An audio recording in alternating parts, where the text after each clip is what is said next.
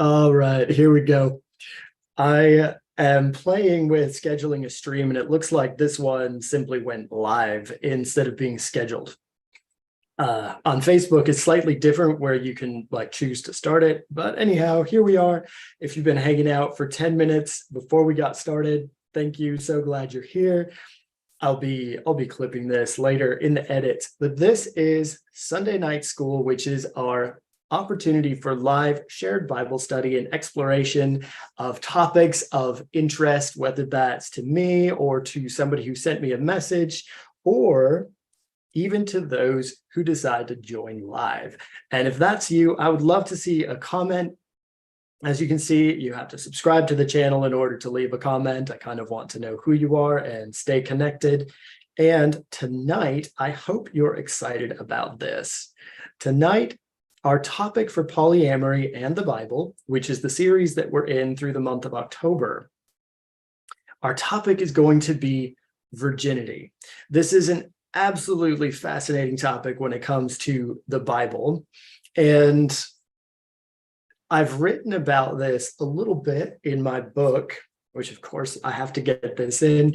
I have, by the way, the latest version of this book, which you can now purchase on Amazon and soon to be available through other sources. Absolutely love this one. The layout is just incredible.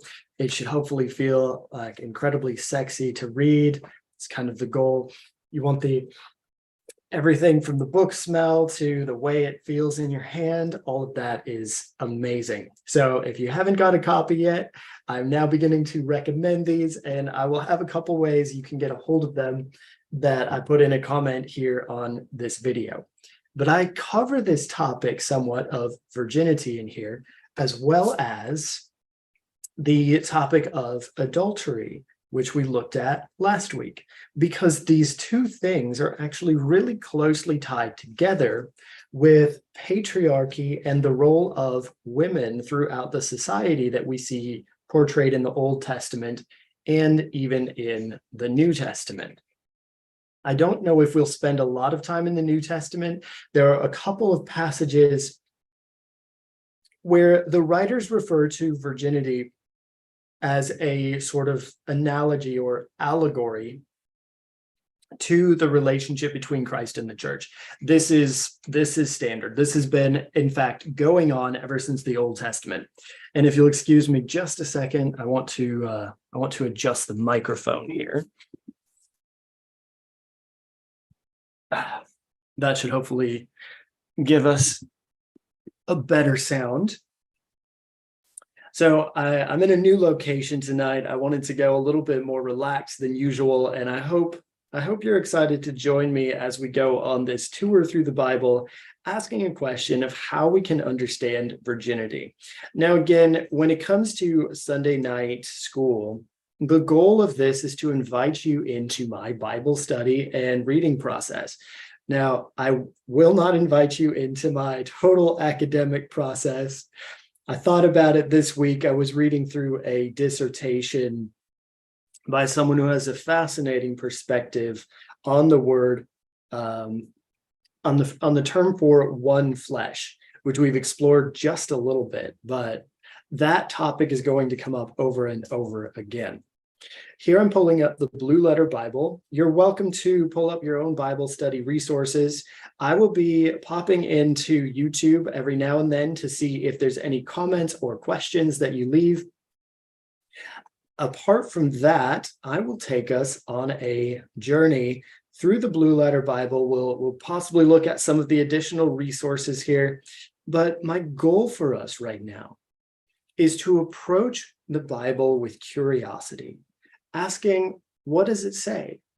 Again, as part of the series Polyamory and the Bible, we're seeking to understand what the Bible has to contribute to our understanding of this choice to have one sexual partner, multiple sexual partners, whether you are exploring the idea of an open relationship of polyamory where you experience love, whether or not that is sexual for more than one person at a time.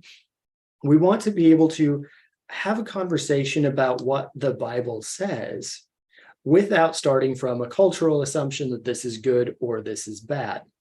As we've seen throughout the Bible, we have a whole lot of different sexual practices, some of which are condemned in certain places and demonstrated in others. For example, close family relationships, Abraham and Sarah, brother and stepsister. You have Isaac and Rebekah marrying a cousin.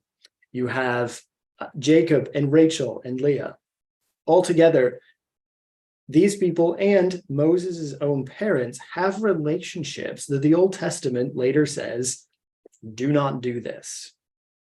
So when we look at these stories, and today we're going to be looking at the topic of virginity, how do we understand, how do we abstract what we read in the Bible and bring that to today and let it inform how we have the conversation of polyamory?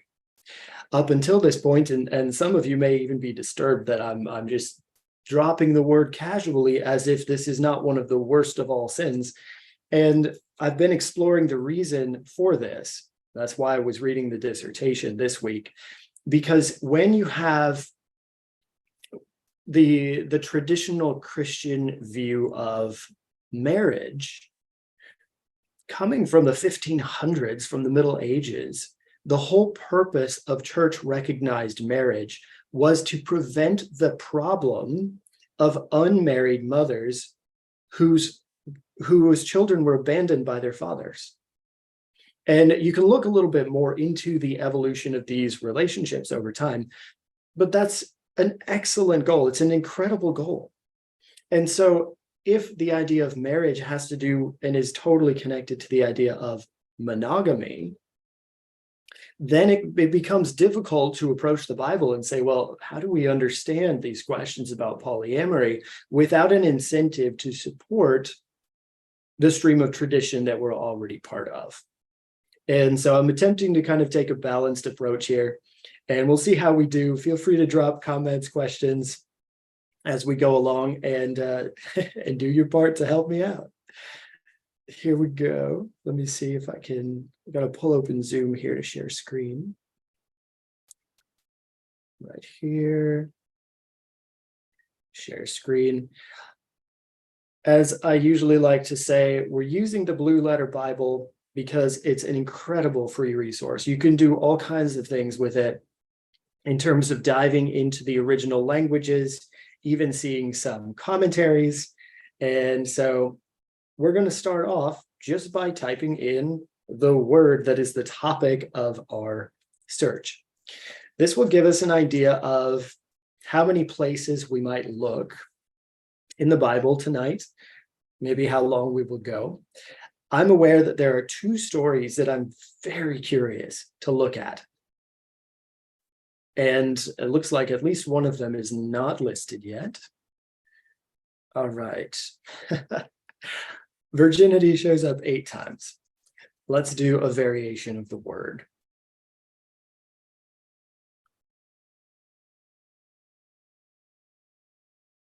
"36 times. All right. So here, Genesis 24:43, this we're referring to Rebekah. Now we're referring to some of these laws. Interesting. Okay. We've looked at a couple of these already. You can see just from this overview, you have a lot of reference to virgin daughter, and you'll see just from a review of all of these references, this word for virgin, let's dive into this, and then you can see what I'm talking about. So in this story, the servant is going to find a wife for Isaac, who is the promised son of Abraham. And here we even have the word that showed up, virgin, in the ESV, translated by the King James as the maiden. And when we open this up, I think we'll see, now obviously I've looked into some of these before, but the word can be virgin, can be maid, can be damsels. It never can be men. Virgin is not used to refer to a male. Interesting here. There's no instance where it can be proved that this designates a young woman who is not a virgin. That's really quite interesting, because this word can mean, similar to wife and woman, in the Hebrew, virgin and maiden or young girl are the same word that we see here. Very interesting how this lexicon gathers a sexual context for this word. Very awkward way of putting this, to be right sexually. A maid or newly married. That's interesting, how newly married. But I think in terms of this lexicon, they're proposing that Solomon never had sex with a woman he was not married to, which is important if you're trying to uphold that the Bible says only have sex with someone you're married to, then that's important. But we always have to recognize, and unfortunately we do have to recognize, that there is a bias in all of these books. These lexicons, even the translations, they all have a bias. The people who are producing our English understanding of the Hebrew context generally have a way in which they understand the biblical world. And so how can they translate any other way than that? And hopefully, as we go through this, the reason for the Sunday night school is that you can begin to deepen your understanding of the Bible and begin to develop ways of expanding how you look at these ideas, and are able to even ask questions about these kinds of resources. This lexicon here refers to this word, again, virgin, maiden, refers to a girl. And the whole reason why I brought us in here is that we note the word virgin never refers to a boy, never refers to a male. And I think that may be one of the most important things to recognize and observe, that when we talk about virginity in modern times, it means lack of sexual experience by any gender of person. And typically what it means is a very narrow view of sex, saying that sex is a particular kind of genital contact. And if that has occurred, virginity is gone. You lose your virginity when certain body parts touch each other. All right, I hope I'm not being too explicit, but this refers in our culture to men and to women. But when we look at the concept of virginity in the Bible, we never see an example of a virgin man. And the word for virgin and the word for girl are pretty much the same. So similar as we saw with some of our previous studies, there is this divide between how the Bible discusses the sexuality of a man and the sexuality of a woman. That's going to be something that we keep in mind here. So some examples of where this word shows up. Again, we should recognize this list.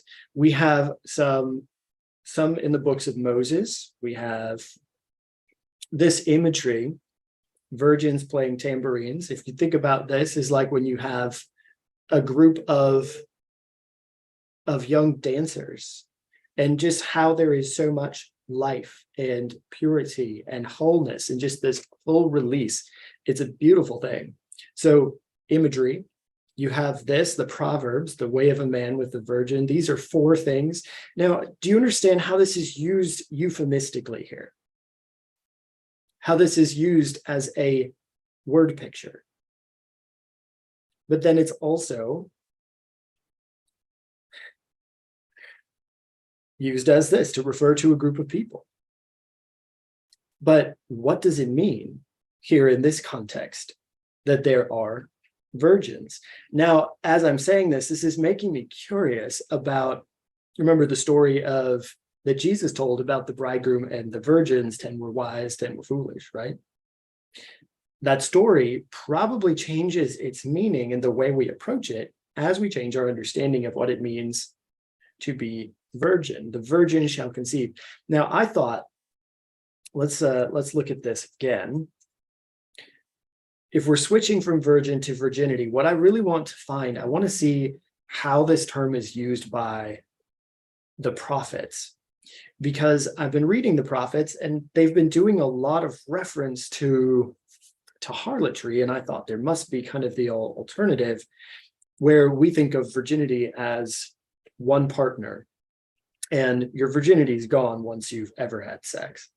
But here, to weep for my virginity, this is a fascinating story.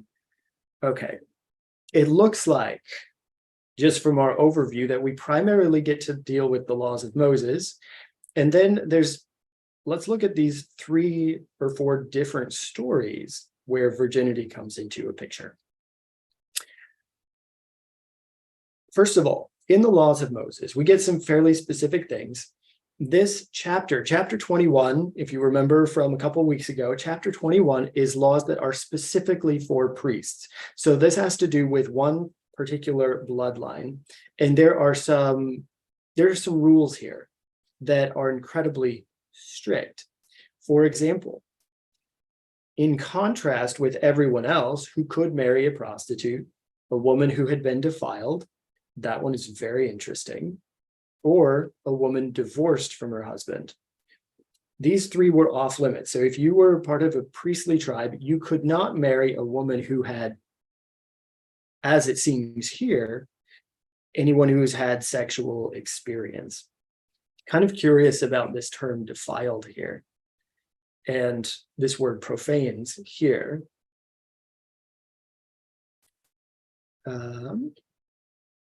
We're still just grabbing some context, because what we're trying to do here with this study is to understand, what did the word virgin mean? Did it just mean a young woman? Did it mean a woman who had never had sex? We obviously see already that it did not mean a man. We have the word profaned, and this word means to slay, to wound, to profane, to kill. Very interesting how that is. Profane, defiled, or profaned by divorce, pierced, polluted. You know, sometimes I feel like you could just do a whole dissertation on any one of these concepts that we run into. If as I'm considering going into a divinity school so I can expand my understanding of these languages, and it's going to be the hardest thing to decide, like, what topic or word I focus on for my research. Pierced through, mortally wounded. This is amazing. Because if we remember, when we're looking at Hebrew words, they often contain dual meanings, multiple meanings, and all of them deserve to be considered at once, because they help us understand what the Bible is talking about. It's similar to, it's just not going to help you understand it, but it's similar to Chinese or a pictographic kind of language, where I would say this person is like a mountain, and you would then gather strength. And so you may use the picture of mountain for the picture of strength or large size. Here, this idea of being pierced through and profaned, soldier, which some have proposed. So because there's such few references to this being profaned, and this, again, these words have to do with how it's been translated, it may simply be a translator's choice, and the translators could be wrong. So anytime a word comes into the English only once or twice this way, and every other time it's something different, I tend to be a little bit skeptical about this. So this word comes in as profaned only twice, return to his sheath. And I was studying euphemisms for sex that show up in the Old Testament, and return unto his sheath is actually a euphemism for sex. But I don't see the word profaned showing up here. Let's see about Leviticus. You shall not take a wife that is a whore or profane. This is the word that we've been looking at today. And then this is repeated. So repetitions in the chapter, notice both of these are Leviticus chapter 21. Repetitions are telling us this is really important. So let's just drop back into Leviticus and see what it's telling us. We have the same thing happening twice. And this word profane keeps coming up. He shall not profane his seed among his people. To me, the most straightforward reading of this is that he's not, to profane the seed would be to defile it. This basically is telling him, don't have sex with other people. At least this is my surface level reading of this. Same word, halal, to profane. Nope, translated from a different. This is so crazy. Okay. What was the other one? I'm all curious about this now. Okay. So to profane, pollute, defile, this one makes sense. Profane, pollute, defile tends to be the word with halal. What were we looking at just a minute ago? I thought it was the same word as this.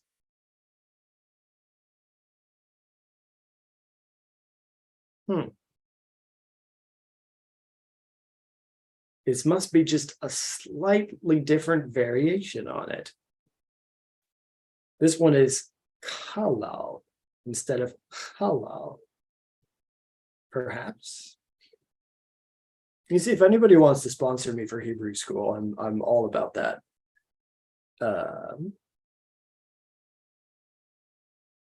But either way, this keeps coming in as the word profane. I want to switch to, let's play the CSB for a minute. Again, playing with translations can be fun. He may not make himself unclean to those related to him by marriage, and so defile himself by being unclean. Shall not make bald spots, shall not shave the edge of the beard, shall not make gashes on the body. Like all of these things, right? Some very specific instructions are not to marry a woman who has been defiled by prostitution. Or as we saw in the other translation, how they separated this way and say, shall not marry a woman who is defiled or a prostitute. And so you see how translation is coming in here. I'm probably in the rabbit hole too deep. They are not to marry this person, one divorced. That's so interesting. And then where's the instruction for him? This looks, what? I'm a little confused. Okay, but here's our word. He may make himself unclean for his unmarried virgin sister in his immediate family.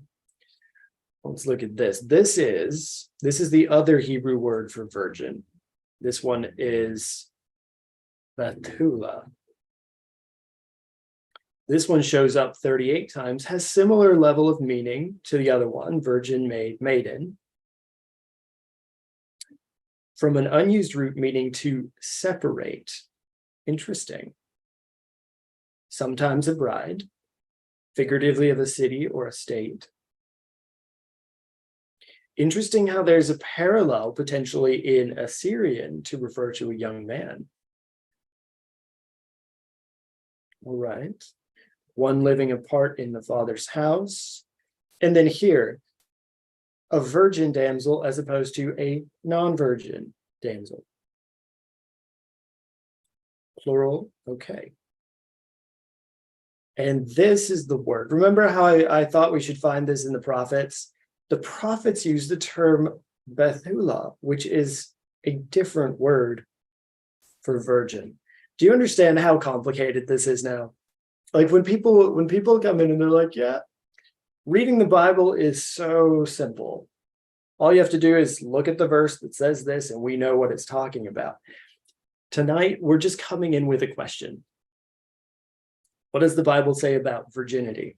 Well, here, we've got to ask the question, what is virginity? Now we have two separate words, and both of these words mean virgin. And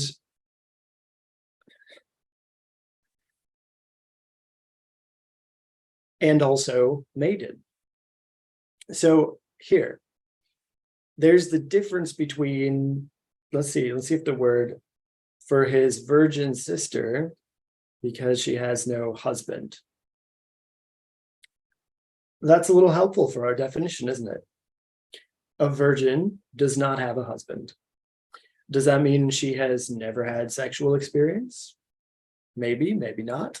It depends on whether we assume that marriage and sexual experience go hand in hand in that culture.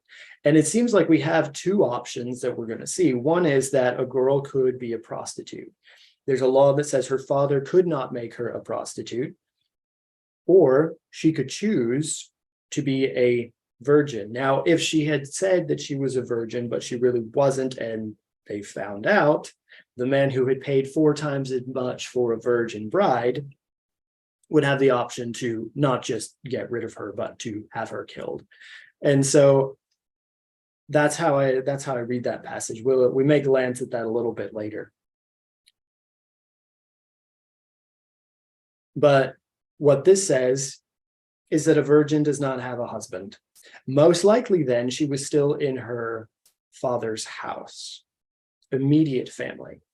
She may be in her brother's house, because the way that this cultural context worked is, for the most part, women were not independent, for the most part. And the one exception for this was the woman who was known as a prostitute.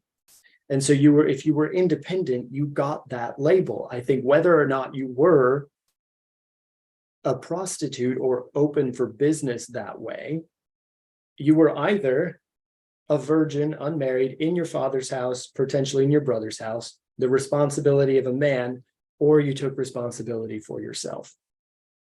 As we saw previously, the women did not have agency over their sexuality so long as they were owned by a father or a husband.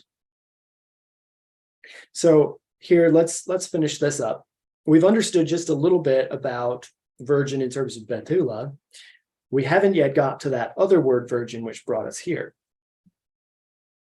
So they are not to marry a woman defiled by prostitution. So here the priests were not allowed to have a partner who had been a prostitute or who had been divorced. Does this mean now that he was only allowed to marry a virgin? And here we get down to 21:13. I think this passage is attempting to be very clear. Must take a wife in her virginity. This could be referring to youth. Virginity made. The tokens of it, all right. When I came to her, I found her not a maid. How would he find that or not find that? If you haven't gone deeply into the study, there is a myth about the female hymen where it was supposed to be unbroken up until the point of marriage. And so if he came near and found that it had been broken, that was the indicator that she was not a maid. Right now, this is true for some people, but if you actually look into the research on the topic, there is this is not a standard that you can apply to all women, especially once they're past their early teens. And so taking a look at that, these passages become a little bit confusing because there was supposed to be some evidence of maidenhood. What this was, it is hard to say, because there were supposed to be, as you can see here in this little pop-up, there were supposed to be tokens of virginity. The tokens were a cloth. I've been thinking about this lately, that this was probably, my best guess is that this could be a menstrual cloth. And there were supposed to be evidence that when they married, she did not have the seed of another man inside of her. Because this was the whole. Again, I'm drawing some conclusions already from my previous study, but the whole point of virginity was that you knew that the child was going to be yours. What is intriguing to me about what we're looking at in the book of Leviticus is that there seems to be something beyond simply knowing who the father is. And so we'll drop back there in a second. Again, talking about the tokens, I found, so he was expecting one thing, received another. Again, as I was talking about before, there is this idea of property transfer. And so the girl was the property being exchanged. He was paying a lot of money to the father in exchange for the girl. He would have paid 4 times as much if she was promised as a maid or as a virgin. Does this mean no sexual experience ever, or simply that they had perhaps tracked her cycle up to that point and knew that she was not pregnant? I think I would need somebody who had a more deep understanding of the cultural rituals of that time and what this actually meant. But these are 2 possible ways of interpreting that. This right here, to bewail my virginity, that is so interesting. And then we're back to Leviticus. We have some judges. And this here, this word virginity means, now this, oh my goodness, we're going to have to look at Ezekiel 28, because Ezekiel 28 or 23 here is a fascinating word picture. I'm opening that in a new tab. We'll go there in a second. I want to finish. I still want to finish here in Leviticus where we were. So let's drop back to Leviticus. She is to be in her virginity or maidenhood. Can you find this or not? From the context of this passage, I would actually be inclined. See, she can't be a widow. She can't be divorced, can't be defiled by prostitution, must be a virgin. What do all of these things have in common? Seems to be that she has never had sex with anyone else. That's what it seems to be. If you catch something different off of this, feel free to comment or leave a question here. Then there's a rationale. So Leviticus 21 is fascinating for this. The rationale is that he does not corrupt his bloodline. Remember how this was translated totally different? Profane his seed. And when we read it that way, not profane his seed, that seems to indicate, okay, let's not have an ejaculation outside of this particular relationship. But when it's translated here, not corrupt the bloodline, you see that the seed is probably referring more to the children.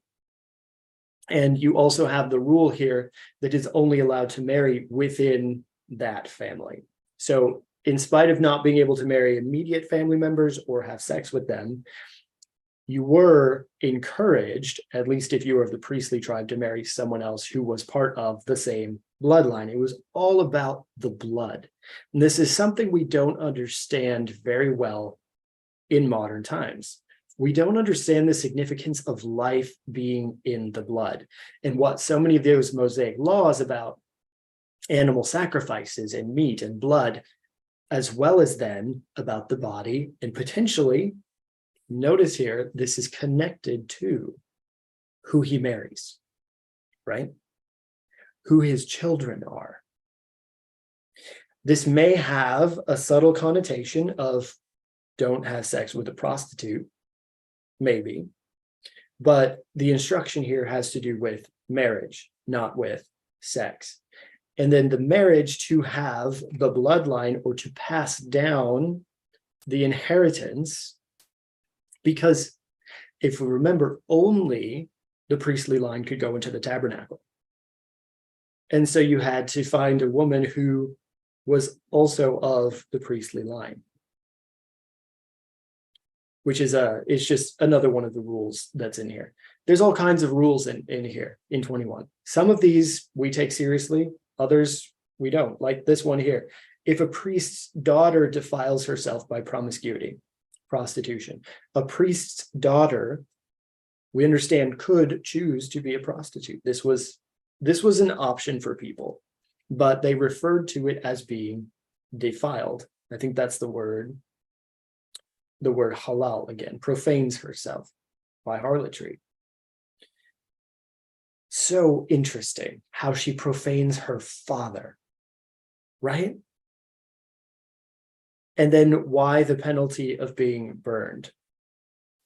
Here we're going to drop back because I feel like we've worked this passage through, but let's drop back to Genesis. I believe it's chapter 49. Might be. Nope. A little bit previous. Might be 39.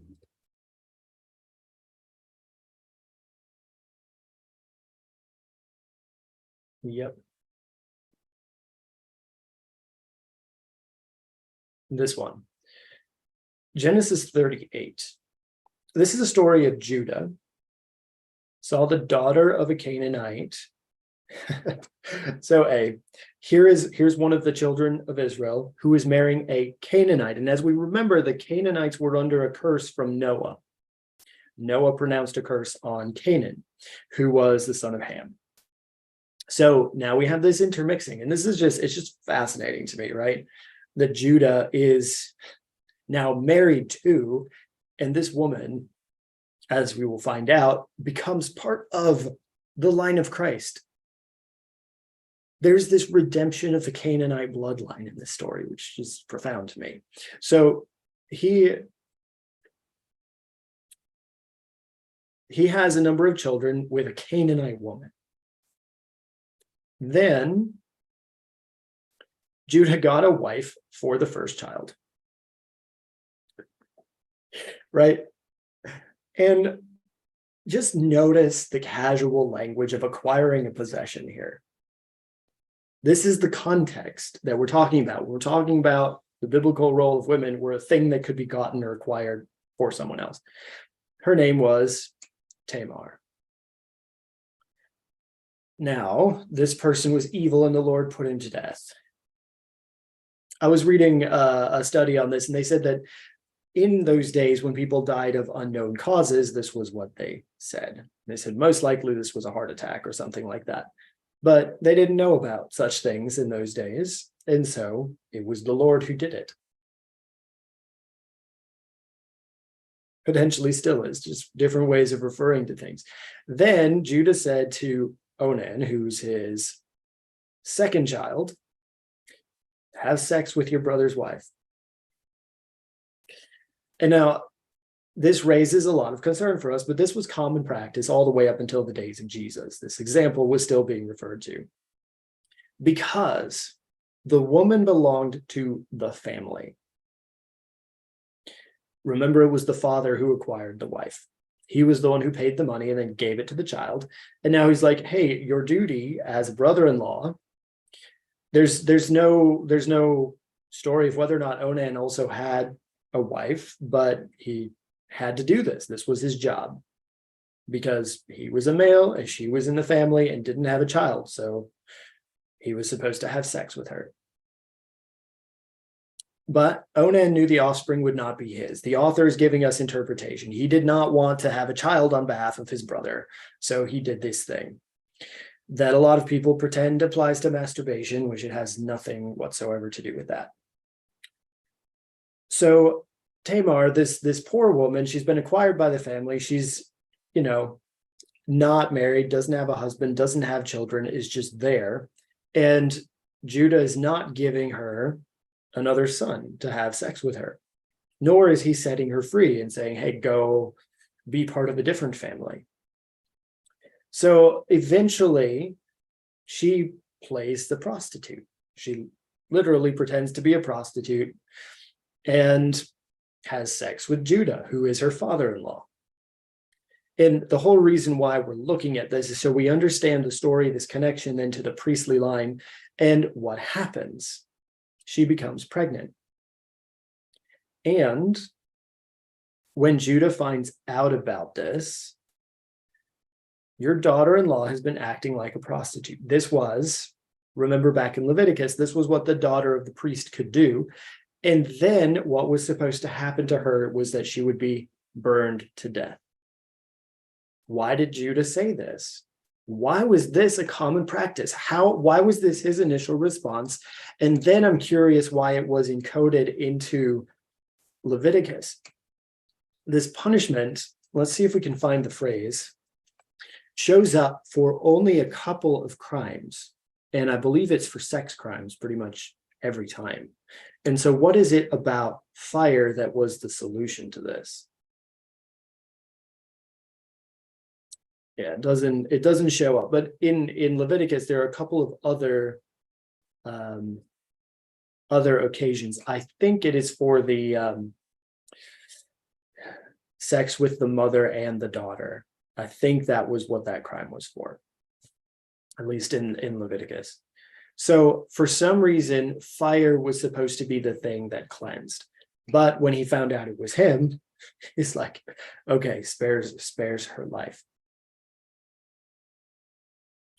Again, we're looking at this. It's like her life is subject to the whims of this man who decides to kill her and then decides to spare her. And look what she said. She is more in the right than I. And he did not know her intimately again. So this is the euphemism for sex. And yeah, that's about what we get from that story. I want to look at another story to give us kind of an example. This is why I love Genesis, is because we have the stories that give us some context for the terminology that shows up later on in Leviticus. Here, we're going to get some understanding of Leah has a daughter named Dinah. Genesis chapter 34, something happens. So she is raped. And I'm going to take us to the end. She is treated like a prostitute. Remember, even if the woman chose to be a prostitute, even if that was how she chose to be in society, it was still very dangerous. There wasn't always consent. And in fact, when we look at some stories that are typically brought up when it comes to virginity, Deuteronomy as well as Exodus refer to these situations where a woman is raped because this was so common. So what happens? They said the reason why they killed all of the men of the city was because he had treated their sister like a prostitute instead of, remember, there's multiple classes, right? There's the wives, there's the concubines, there's the prostitutes. These are all different classes, different social statuses of people. Remember the sex slaves that we talked about in our study of concubines.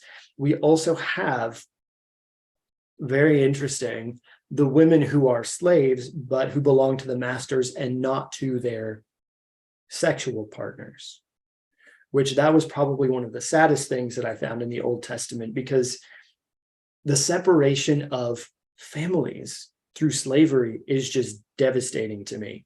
And the fact that this was codified into the law of Moses makes it very important that we consider how we apply the laws of Moses to modern day.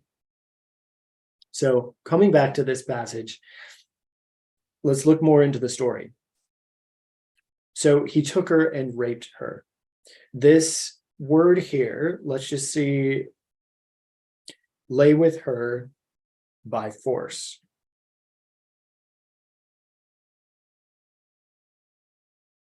Affliction, humiliate, to force, to be oppressed, to humble. So when we think of by force, we typically think physical force. This could simply be, as we remember, there are multiple Hebrew terms for this. We translated it as rape. What it could be meaning is he lay with her in a way that humiliated her. Could be.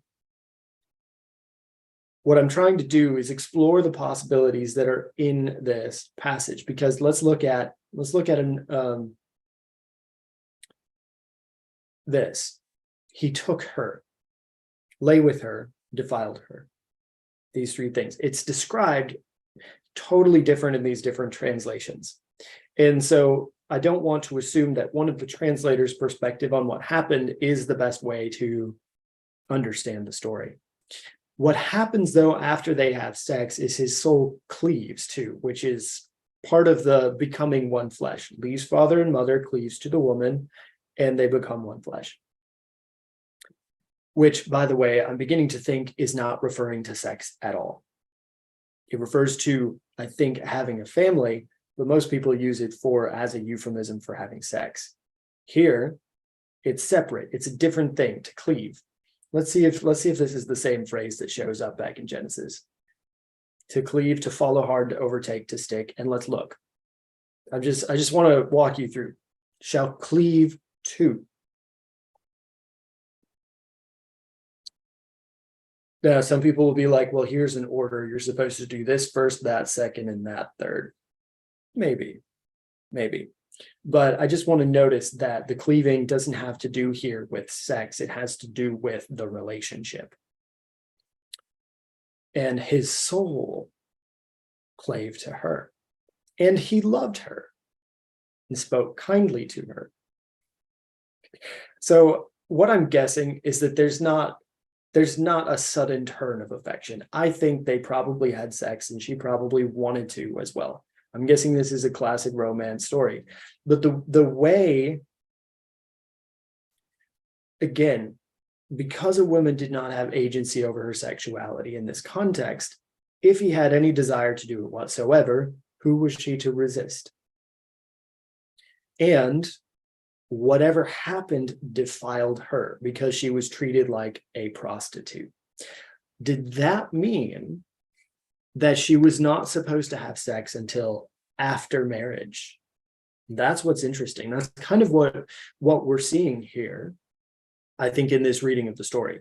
But also curious if you're coming upon anything different. So that's one story. But what happens? He then goes and offers to have her, to pay for her to be his wife. I will give you the dowry. But see, like this, he had defiled their sister. Again, there's no mention of him being defiled by this activity.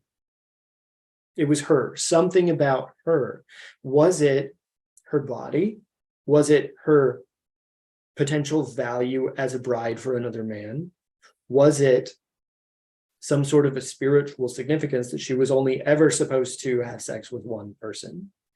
There's a number of potential meanings in here, and that's what I'm seeking to understand. But we have this word defiled showing up along with being treated like a prostitute. We then have the conversation in Leviticus 21, which is very interesting again. Let's also look at this. There's another story of a woman named Tamar. And again, I'm curious, because we remember with the first woman named Tamar, when Judah came and had sex with her while she was pretending to be a prostitute, there's the word to rape is not used.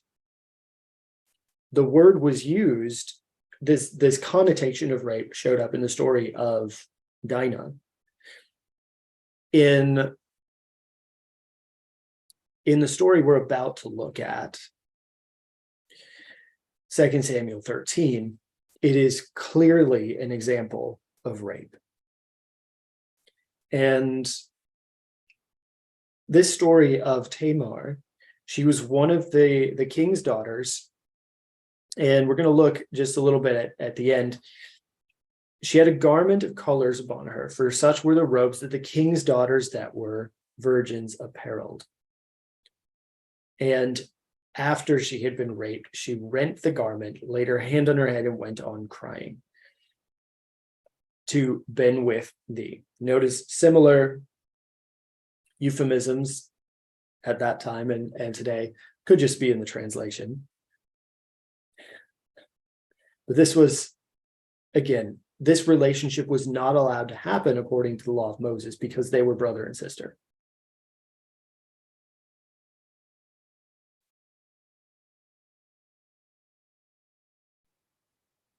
So here,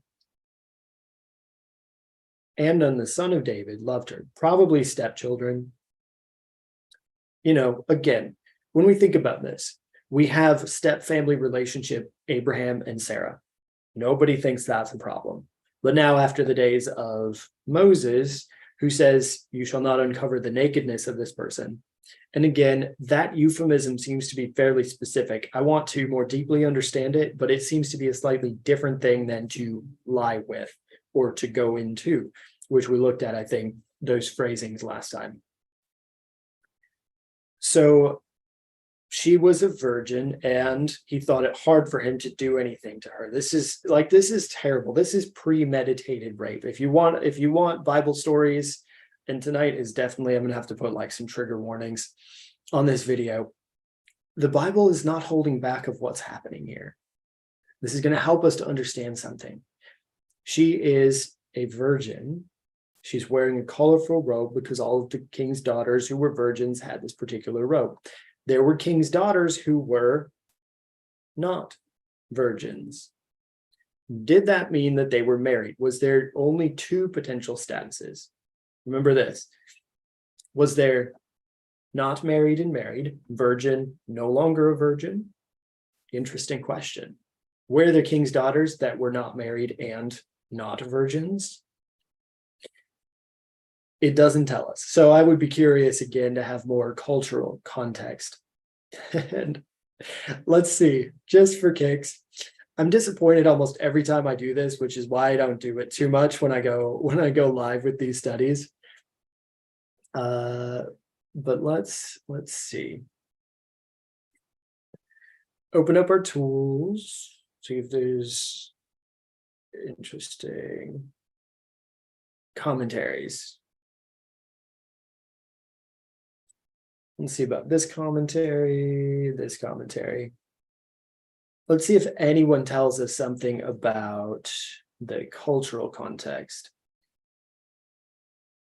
This is the setting of 2 Samuel.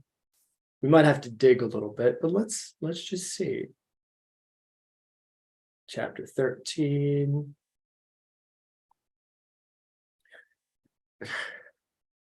It's amazing to me how many times commentaries don't tell you about the text. They tell you about some potential meaning in this broader theological conversation.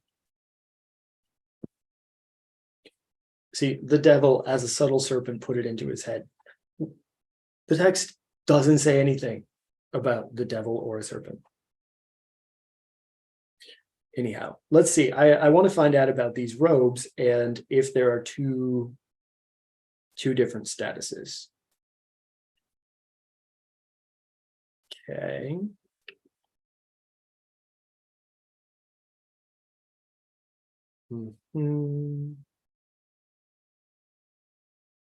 Nope. All right. Not helpful. This one. Let's see. This is interesting.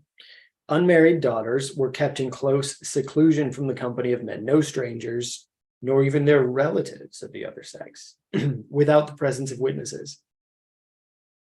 And so, for that reason, it was hard for Amnon to do anything to her. And you'll see how he gets rid of the potential witnesses.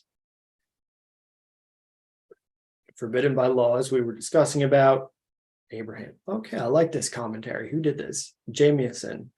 We might have to come back to this one.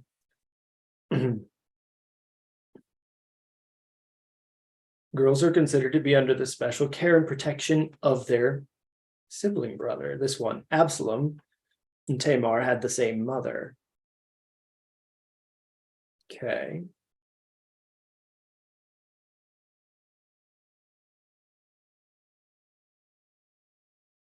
Interesting. Embroidery was from the ladies of highest rank, so the possession of these garments was a mark of distinction. They were worn exclusively by young women of royal condition. Okay.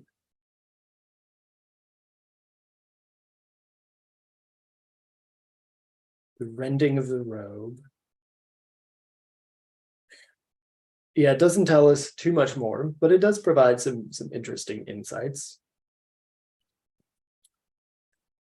Okay, geographical context. This one is in Spanish. All right. Probably not helpful for most of you studying this in English with me. But from the commentaries, again, it is likely again that virginity and the lack of sexual experience are going hand in hand with these passages. So what happens here is a really sad story. But look at this. David sent her to him. Her father told her to go. She couldn't say no, it's just another pathetic part of the story. And what she responds when he says to come lie with me, she says, do not force me. Remember, we're looking at this idea of to force, and let's see what that word is, if it matches what we saw. Ana. I think this was the same Hebrew word that we saw. Afflict, humble, force. Yeah. This is similar to what we saw earlier in the book of Genesis. Let's see if that comes in. Okay. Yep. So similar word. And so reading this, the way that the word is used here is very clear that this was rape. Most likely then, how it was used previous was a similar situation. But in contrast with that one, where he loved her after, this one forced her, lay with her, and then hated her. Right? And she said, sending me away is worse than what you did to me. Because in this scenario, I'm like, there is a close connection between sex and marriage in this culture. And I think part of this has to do with the virgin bride price, as well as with this need to know who the father is. So I'm not fully separating these two, just recognizing that these are two different things that are often connected, not the same thing with two parts. That's an important distinction for me to make, because it is one that comes up over and over again in this book. So if you want to know more about that, you can pick up a copy of Sacred, Not Sinful. And I'll be talking more about that in the days ahead. But these are some examples, because she tore this robe of virginity after having sex. Same thing, this idea of being treated like a prostitute or one with whom this could happen. So if I'm thinking about this in terms of what I understand from the New Testament context as well, there are two types of women, and we still have this today. It's the Madonna and the whore, right? You have one woman who will defy her father's control of her sexuality. And remember, there's this link between the father and the daughter, which we saw in that priest relationship in Leviticus. There is a strong connection there. Why? Because the father has possession of the girl until he sells her to the husband. And then the husband has possession. And almost all the laws we saw related to adultery have to do with who possesses the woman, whose property is she.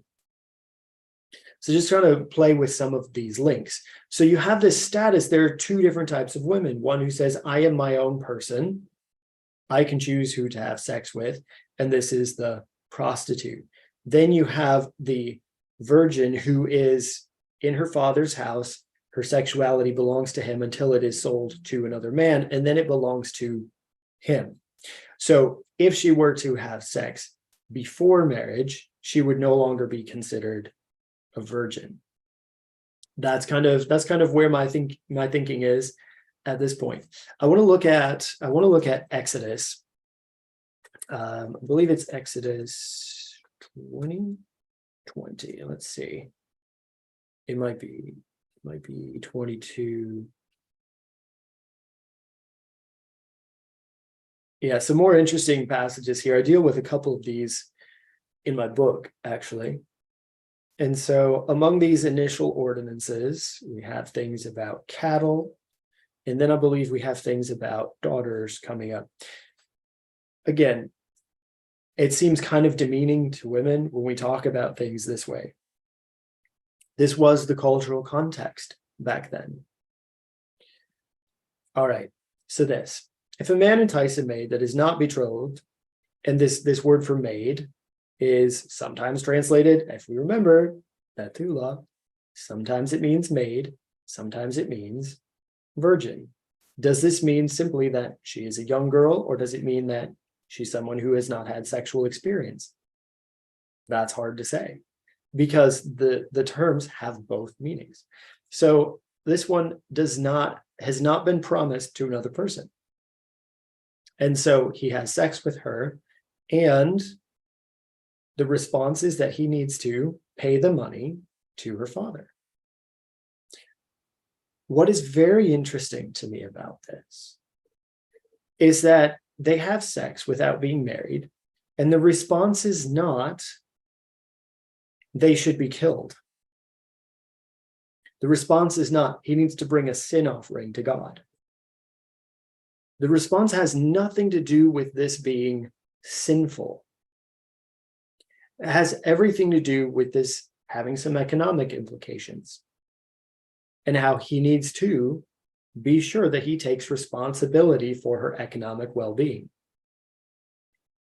This is a principle that I think would be really valuable to apply to today. We can read it through a lens of love your neighbor as yourself. If your sexual activity with someone has financial or economic consequences, perhaps like having a child, perhaps like in this context, she no longer counted as a virgin, perhaps. And again, I'm not totally sure of that, but most likely she no longer would count as a virgin. She would now potentially count as a prostitute. This is hard to say again. But if the father refuses to give her to him, he shall pay money.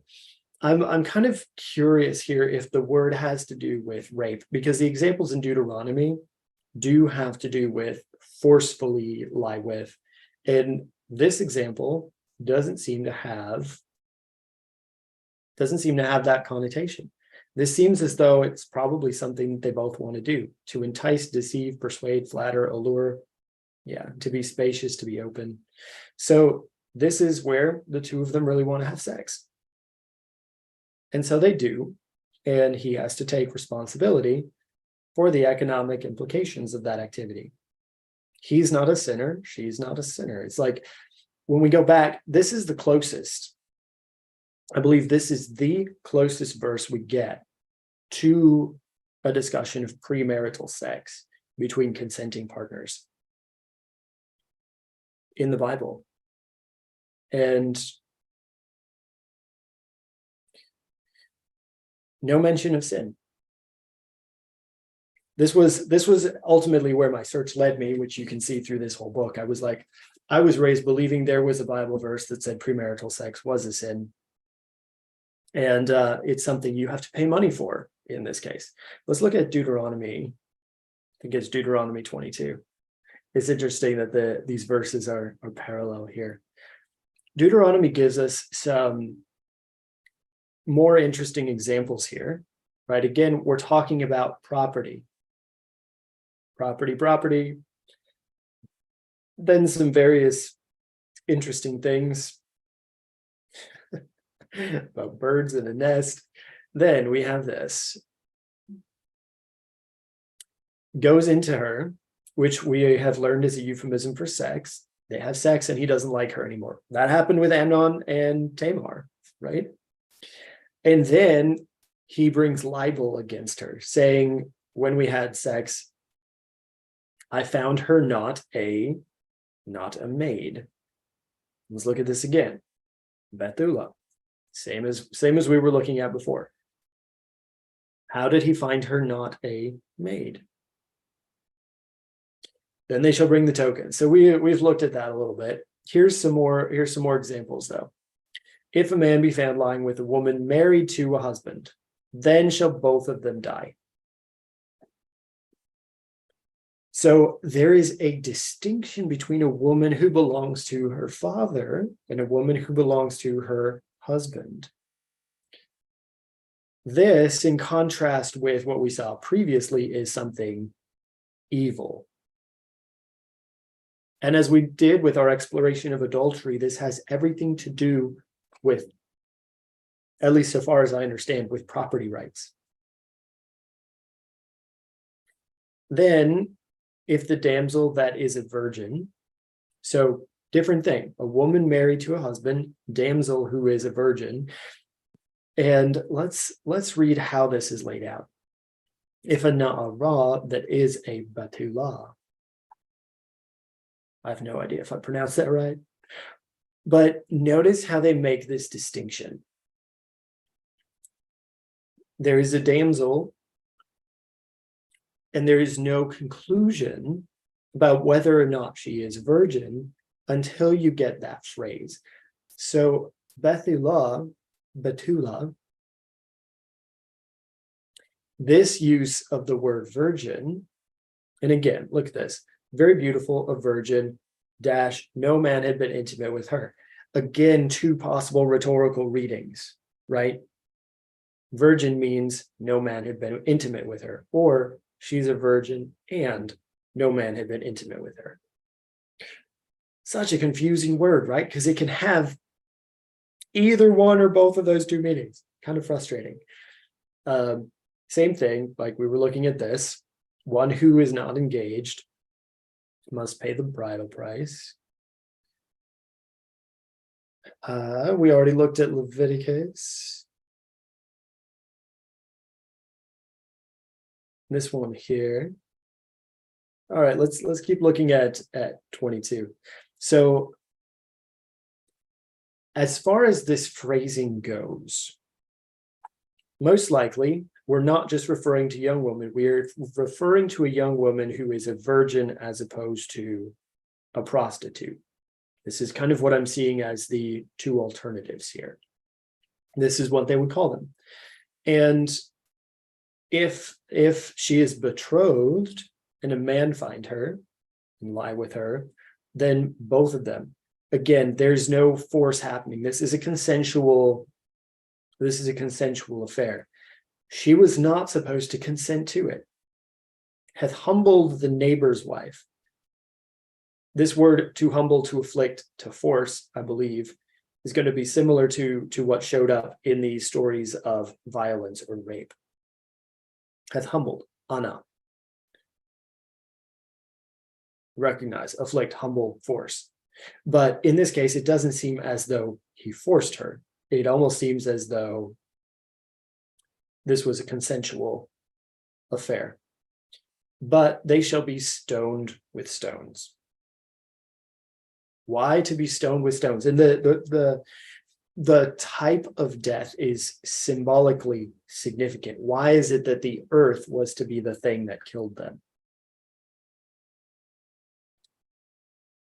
All right, another one. If a man finds a betrothed damsel in the field and forces her. So this is a case of rape.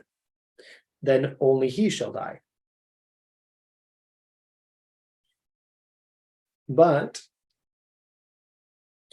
interesting though, right? Betrothed damsel. This is a fascinating contrast, isn't it?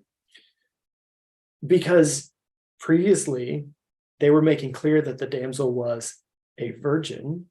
This one doesn't make clear. So this is any damsel, whether she's a virgin or not, if there is a case of forced sex, then the man will die. This idea of rape is on the same level as manslaughter. Wow. That's incredible. I've studied these passages over and over again, but with this book, with this Bible, every time you go deeper on something, every time you get more context, it just the meaning expands. It's amazing. Also, I hope my computer is not being too loud. I apologize for any background noise that there is here. The microphone is very sensitive and this computer is old. Then you have this final example. A damsel that is a virgin, not betrothed. This one to lay hold on her and lie with her, and they be found. This one, they don't even have to be found. It's so interesting. So in this case, the girl who is a virgin, remember the distinction now.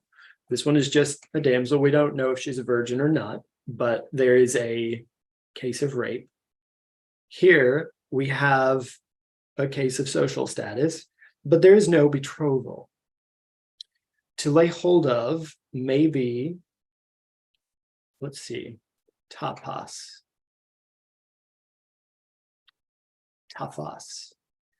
To take, to lay hold, to seize, to arrest, to catch, to grasp.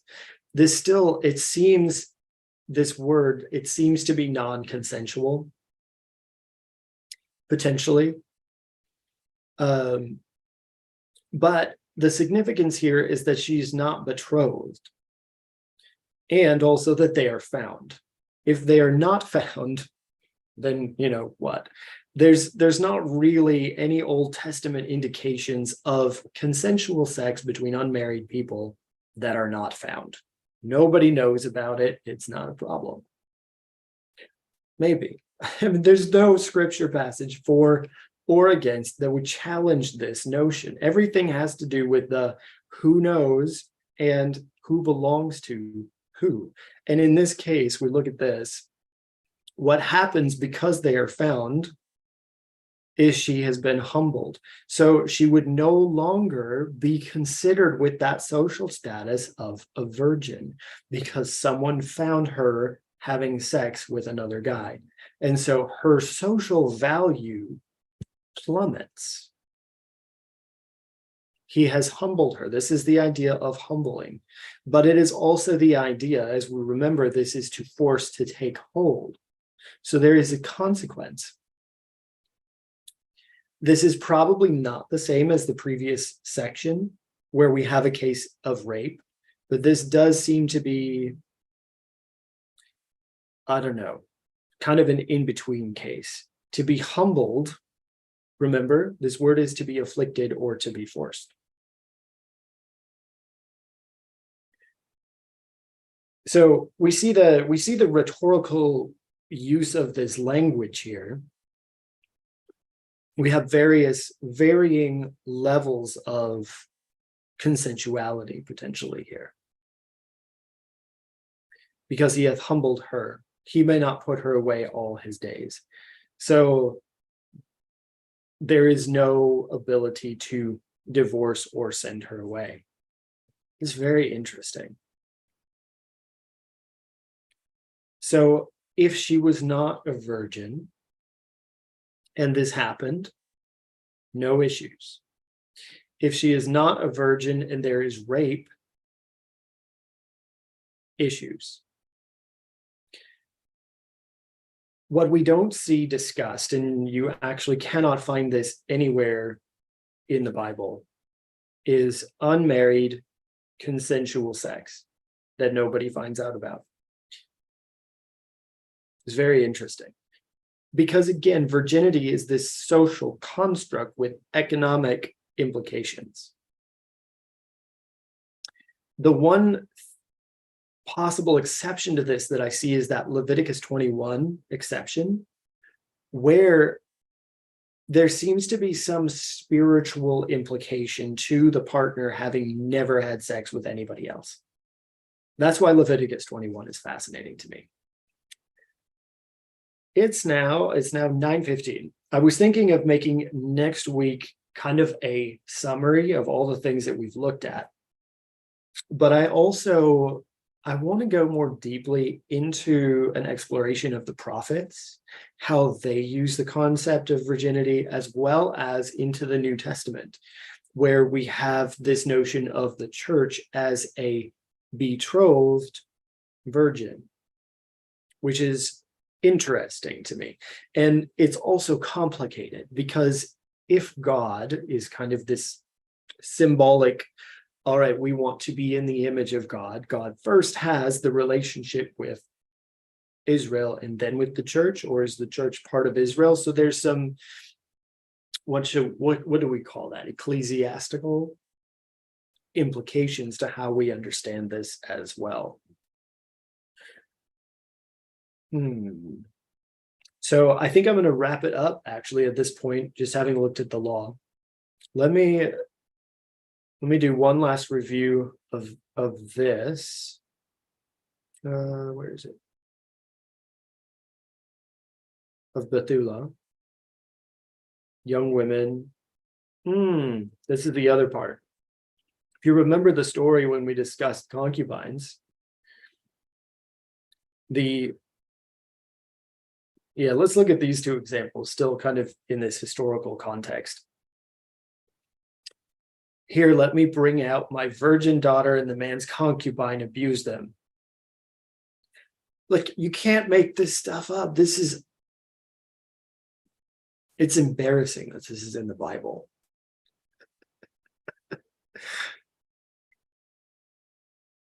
But do not commit this act of folly against this man. Just the status of women in this culture, it's just tragic. And that's part of the reason why anytime I'm looking at Old Testament custom, even Old Testament law, I'm recognizing this overarching context in which women are nothing besides financial value, property. Now, this was not the case. I'm sure there were wonderful cases where there were loving relationships, but like, you would not want to be a woman in this society, even with your father. This word Bethula, daughter, he's offering them this financial value. They didn't take it, obviously, but why would he say, let me bring out my virgin daughter, as opposed to saying, let me bring out my daughter? They're trying to imply something that I think, again, is the virgin versus the prostitute, which there's a reason why there is the law, the command. Let's just pull up the word prostitute for a second. There is a law in the books of Moses that says a father could not force his daughter to be a prostitute. Leviticus 19:29, which meant that this would have been a practice that they were trying to stop. Right. So the father could choose which of these two categories the daughter was going to fall into. Now, the law of Moses, because this is bringing some rights for women into the picture, is now saying, don't force your daughter into this category. Sure, maybe you don't care whether she's a virgin or not, but do not do this to her. Which I think is really cool. So back to our overview now. We have the stories in Judges. Let's go back one more. See if we can get back to Bethula. Come on. Here we go.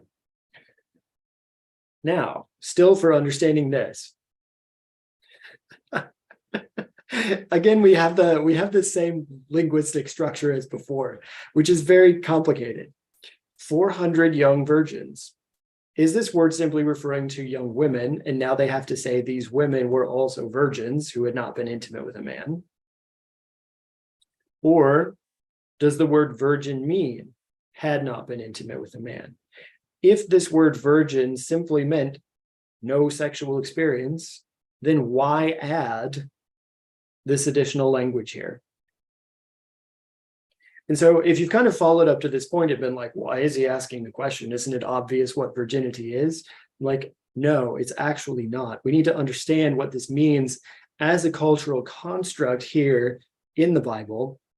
When we get into the prophets, we'll try to understand it as a potentially spiritual construct. And what does that mean?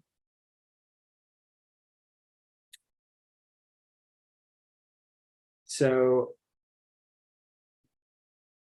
here, completely destroy every male as well as every woman who has gone to bed with a man. Every woman who has had sexual experience is killed. Why? I'm going to be a little bit crass, but say it's almost like sex with these men had infected the women. And so they could not live because, and this is where I don't have biblical evidence for this. I'm partially looking for this in the prophets. I want to know if there is a spiritual significance to virginity, to this idea of having never had sex with another person versus having sex with multiple people. And is there a spiritual difference? The reason for that is when you see this kind of distinction, completely destroy every male as well as every woman who has gone to bed with a man, how would they know the difference? How would they know? Again, we may be going back to this question of, is the hymen present? But if you look at medical studies, that is such a poor way of trying to tell. There's almost no way that this is a good indicator. Was there some other indicator that they use that we don't use because it's not quite as important to us today? Hard to tell. This could be they're trying to see who is pregnant and who's not, because the point is destroying the offspring. Again, one of the concepts we haven't looked at super a lot is this importance of procreation in the Old Testament context. How barrenness was such a tragedy in those days, because the ultimate goal of a woman was to be fruitful. To be fruitful for a woman meant to have children.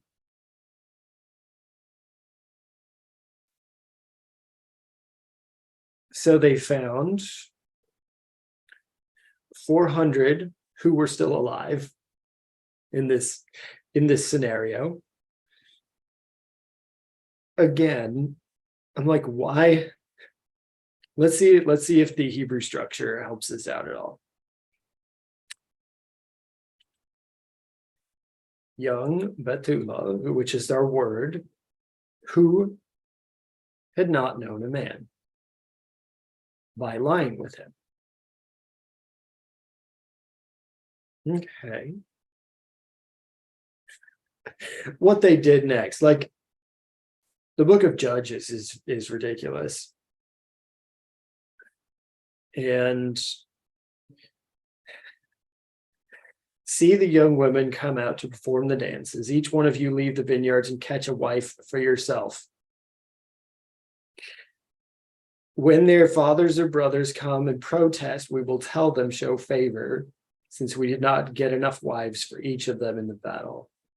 You didn't actually give the women to them, so you are not guilty of breaking your oath. Wow. So look at this. Let's just toy with this on a spiritual basis. There was an oath made. There's this word spoken before God that you will not give your daughter to these people. If they were to say, yes, you can have her, if they were to sell her, if they were to offer the exchange, they would be breaking the oath. But because the men took the girl, instead of going through the beautiful process of marriage, the fathers weren't guilty of breaking the oath. They didn't have to go after the guy and rectify it. They just had to not do this thing. So again, we are seeing this connection. I think I'm looking at this spiritual connection between the father and the daughter. It intrigues me. It intrigues me because there's a spiritual implication that we saw both with the priests and then again coming into this passage. Not quite so explicitly here, but it's still present, which is just so interesting. So back to our word. Here's the story we looked at already. This here, let us search for a young virgin for my lord the king. Is this going to be, when we looked at the study of concubines, we realized that this woman who just laid with the king, they never had sex, according to the story, was still treated as if she had laid with him. And this is where, again, my thinking is expanding as I explore these euphemisms a little bit more. This concept of lie with is almost like to sleep together is an incredibly vulnerable thing. I don't know if that is relevant to the text at all, to simply lie with. Seems to be a thing that is slightly different than going into. But again, it's kind of speculating. There's not a whole lot of direct input onto that idea. Then we're starting to get into some prophetic things, beautiful young virgins for the king. And then you go from the virgin side after you've had sex with the king, you go to the concubine side. So this giving us some understanding of the connection. Virginity seems to have two different dimensions. If we're to just summarize from this exploration today, it seems as though virginity has a social dimension and then a physical dimension. These two are semi-interrelated, but they're not exactly the same thing. The concept of virginity has to do with female status, has to do with who owns her sexual agency. There's a connection between the girl and the father, and then there's this distinction between, as we saw with woman and wife in one of our earlier studies, sometimes the passage attempts to make clear that not only was she virgin in terms of her social status, but she was also virgin in terms of her sexual status. And I think these two things, I think these are the two different dimensions of virginity. Has to do with, again, social status and sexual status. These two are closely related, but I think it would be a mistake if we were to say they are the same thing. It would be a similar mistake to saying, okay, every time the word Bethula is used, we're just talking about a young woman, or we're just talking about either the sexual or social status of virginity. Both of these things are present. And tonight has kind of, again, we're not attempting to reach conclusions per se, but to increase our understanding of the Bible as a whole and what it has to say, what it contributes to our understanding of this topic of virginity.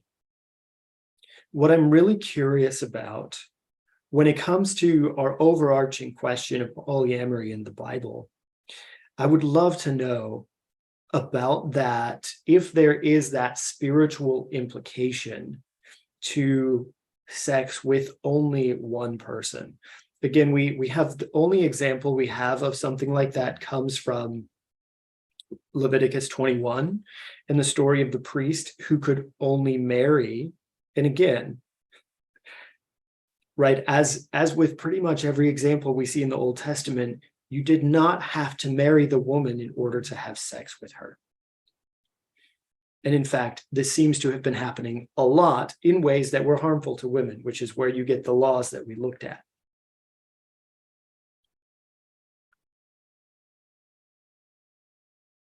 But it was important.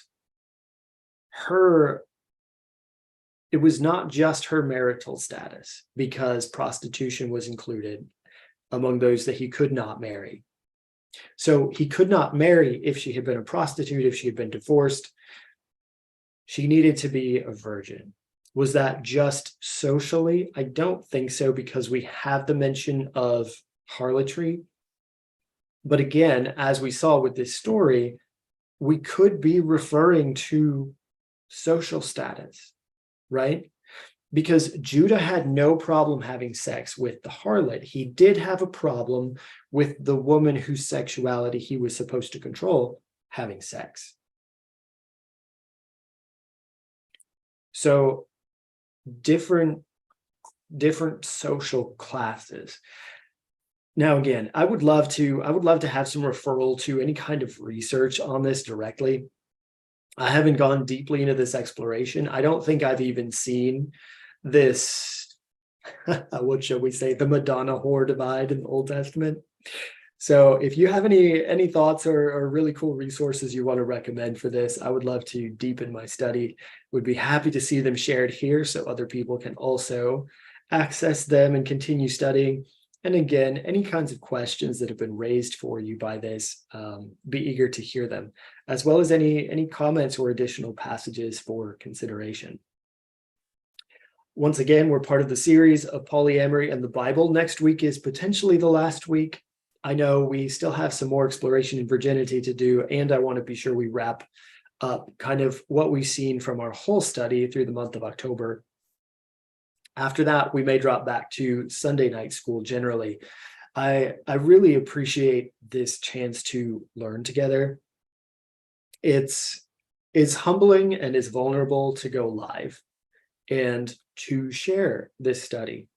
What you may want to know is that this isn't the only time of the week that this happens for me. And when I study, I generally end up using a lot of research articles and papers in addition to what we look at here. The reason why I don't go there in Sunday night school is because I'm a very fast reader, and because it's hard to know which articles are actually going to be worth looking at. That's why we mostly stay with, what should we say? We're looking at contextual, cultural, intertextual interpretations in Sunday night school. But if there's a particular skill set that you want to try out in Bible study, let me know. That's what these sessions are for. I want to help equip you, if just by example, if just by curiosity, to be able to explore the Bible for yourself and begin to discover some of the beautiful things that are hidden just underneath the surface. It's definitely worthwhile. I would be remiss if I didn't close by saying, get a copy of my book, sacrednotsinful.com. Will lead you to my blog. I'm working on getting a podcast set up. I'm also playing with the blog. A lot of articles right now are only connected to my Patreon account. You are welcome to become a supporter of my work through Patreon, but I will also be making clear where you can access the free blog articles that I post as well, because I hope to be developing out that resource here. Finally, if you want me to come speak or facilitate for your community, I will prepare something in advance. We will not be going through as we do in Sunday night school. I actually have a number of teachings that are put together that are only enriched by these studies. But I would love to bring a conversation about sexual ethics to your church community, or about responsible sexuality to any group of teenagers. I feel like these are such important topics, rarely talked about by somebody who wants to bring this conversation about ethics without a conclusion of what it has to look like.